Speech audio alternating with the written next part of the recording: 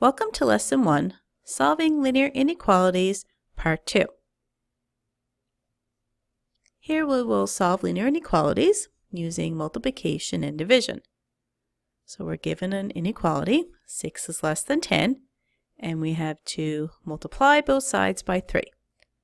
Now we did a similar activity when we solved linear inequalities using addition and subtraction, and we learned that adding and subtracting positive, negative numbers from both sides of an inequality did not affect the inequality.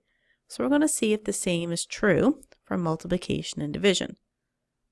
So I'll start by multiplying 6 and 10 by 3. I get 18 is less than 30. Now I will divide by 2 and get 3 is less than 5. Part 3, I'm multiplying by a negative number. And I get negative 18 on the left and negative 30 on the right. And in part 4, I'm dividing by a negative number.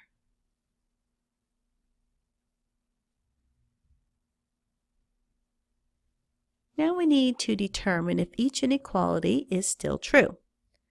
So in part 1, we multiply both sides by 3 and got 18 is less than 30. That is true.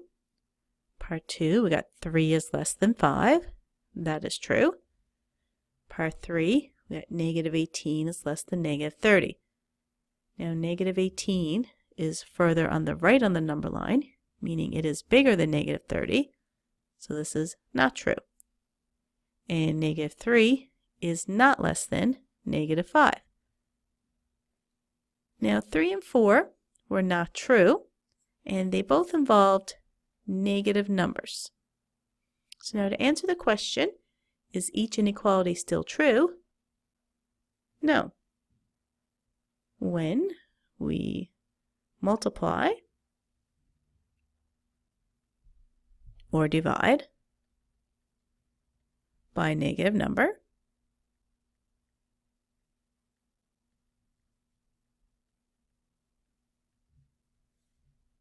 the inequality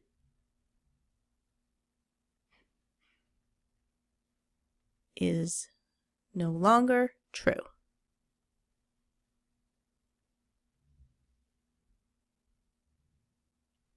So this brings us to the property of inequalities. Multiplying or dividing by a positive number still makes the inequality true.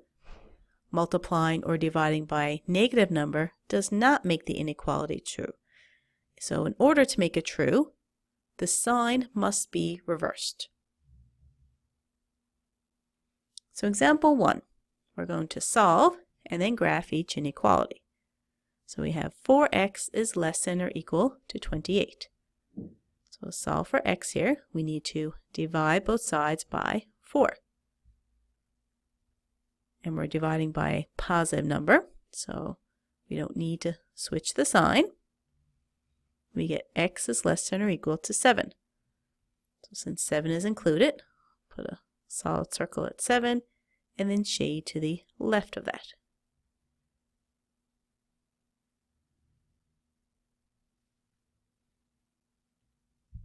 Now for b, I have to divide both sides by negative 2. And because I'm dividing by negative, I'm going to switch the less than sign to a greater than sign. So now x is greater than negative 4.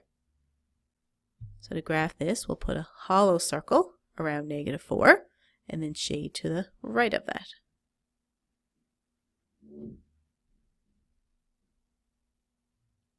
And for the last one, we have a fraction. So that means we need to multiply by the LCD. The common denominator here is 4. So we multiply both sides by 4. And we're multiplying by a positive number here, so there's no need to switch the sign. We get negative 12 is greater than k. Now if you do want to switch the inequality around so that the variable is on the left, you could write it as k is less than negative 12. So we put a hollow circle around negative 12 and shade to the left of that.